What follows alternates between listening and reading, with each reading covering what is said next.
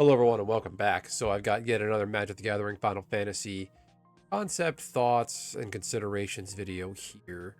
So I have been wondering how Final Fantasy 11 is my pet game. I play a ton of it on my channel. I do regular live streams of it. I was wondering how this will translate into Magic the Gathering cards. I feel like Final Fantasy 11 doesn't get a bad rap, but it's kind of unknown and strange and weird and wonderful to a lot of people that didn't play it. They skipped it. I feel like a lot of people skip the MMO Final Fantasies because I don't blame them. They don't want to pay a monthly fee for it. But I've been kicking around this video for a long time, and I want to make some predictions before any Final Fantasy 11 cards are spoiled and revealed. I just want to give my thoughts and spoilers that Final Fantasy 11 cards I believe are going to be represented in Magic the Gathering. I believe and I want to see represented. Just go ahead and get right into it. The first on the list here, I believe they're going to have a Magic the Gathering card of a legendary character and figure from each race within Final Fantasy 11. And I'm just going to give you a quick breakdown. Final Fantasy 11 has the 5 races pictured here. So there's I'm going to start left to right. So left, you're going to see the cat lady on the left. That's not Amigo. She's a Mithras cat species, mostly female cat people species. In the storyline, she runs a shady thieves guild sort of thing. It's kind of long and short of it. She has you do missions and quests for her. To the right of her is her name's Shantato. She was in the Final Fantasy Dissidia games. Her race is a Taru. Tarus are prone and more apt to magic abilities, spell casting. She's famous for her laughter, as she's doing in this pose. She's a really distinct laugh. And again, the fact that she was in the Dissidia games leads me to believe that she's kind of one of the more well-known Final Fantasy 11 characters because Dissidia, a lot of people played it. To the right of her is Sid. He's a Hume. So Humes are the basic human races of Final Fantasy. They have really kind of mid-base stats, not too high, not too low at anything. They're the good middle-of-the-road character building class. And just go back to the Mithra, not Amigo. The Mithra are known for their agility and dexterity. So as far as the Humes go, I believe Sid will be representing the Hume, and he will be the Sid card we will get for Final Fantasy. I can't imagine they're going to make one of every Sid, because that'll be 4 or 5, like 16 different cards named Sid, and that'll be a nightmare to look up on things like Scryfall. So he'll be representing the Humes. The big guy in the middle is Zeed. He's a Dark Knight class. He's like Galka. Galka are a big bestial species that reproduce through a form of reincarnation. He's one of my favorite characters. I love Galkas. Shout out to Galkas. Big, burly, beefy tank build characters. Their species has high vitality, high HP. Good for melee and damage builds and tanking. To the right is an Elven Knight looking dude. His name is Tryon. He's a significant character in the Sandoria storyline. Sandoria is one of the 3 major cities. The 3 major cities in Final Fantasy XI are Windurst, which is like a treetop village kind of themed location.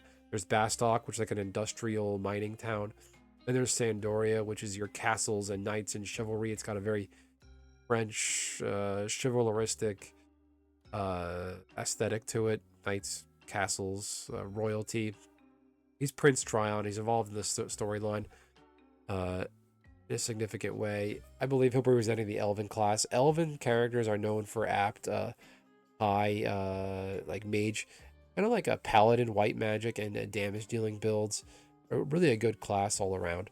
So I believe these are the 5 characters we're going to see printed that represent each race in Final Fantasy XI. Most likely these are all going to be legendary characters because they're all named. And to the right of the elf is a bonus character. She is a Hume, but I'm pretty certain she's going to get her own card. Her name is Lion, like the animal. She's a Hume character. Sorry about the redundancy. I was a little late. I'm a little tired, but this Final Fantasy magic stuff has been keeping me awake and keeping me busy. I believe she's going to be reprinted because I believe she was represented in the card, the Final Fantasy TCG itself, and other Final Fantasy games she's popped up in as a reference in like the city and things like that. For her, I believe she's just full-on waifu effect because, you know, they figured all Magic players, especially the cis males out there, loves themselves some waifu. She fits the bill, so I'm pretty certain she's going to get her own card for that reason alone. Moving on along here, I believe next on the list, things I want to see. They're going to print a card representing each of the Beastmen from Final Fantasy 11. So I broke this into 2 slides. There's so many. So the main Beastmen are the Goblin, the little dudes on the left. they're the beastmen that appear in each nation. So Sandoria, Windurst, and Bastok, you could find them out in the wilds outside of each major city. The guys to the right, the orcs, they're the arch nemesis beastmen you'll find outside of Sandoria, the elven chivalrous knights. These guys to the right, these turtle-looking dudes, they're the Quadav. You'll see them outside of the Bastok. They're Bastok's primary antagonist beastmen. Moving on. And the last beastman is burned into my mind. I started Final Fantasy XI. When I very first started playing, I started in Sandoria. So that was the treetop, tree village town sort of thing. Their beastman is the Yagudo. They're basically a giant pissed off version of Big Bird. Bird-like monsters. They have different classes. So that's that. And to his right is the big baddie Shadow Lord. That's what he's called, Shadow Lord.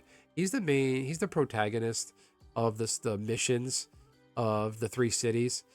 So each city has its own missions pertaining to their own individual locations needs, like their location storyline.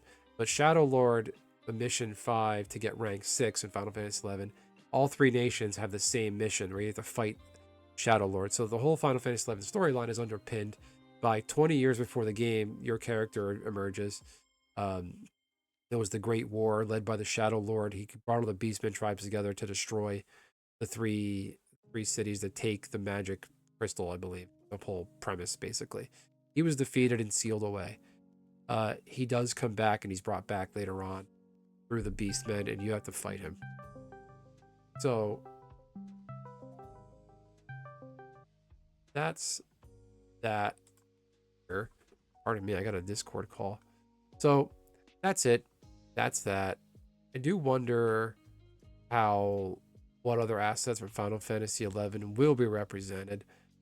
Anyway, let me know what you think in the comments. Are you a fan of Final Fantasy XI? Are you still playing Final Fantasy XI? It's still going. It's still a long-running game of Square Enix. I'm surprised people still pay for that, honestly. It does not look good. There have been some quality of life adjustments. I've been playing Final Fantasy XI on private server Horizon. I'll put a link in the description if you want to check that out. Horizon is a completely free-to-play version of Final Fantasy XI. So I play it all the time on my channel. If you want to get a taste of it, see what it's like, feel free to stop by one of my live streams. Anyway, that's it. That's that. Final Fantasy XI Magic the Gathering. You heard it here first. These are my predictions.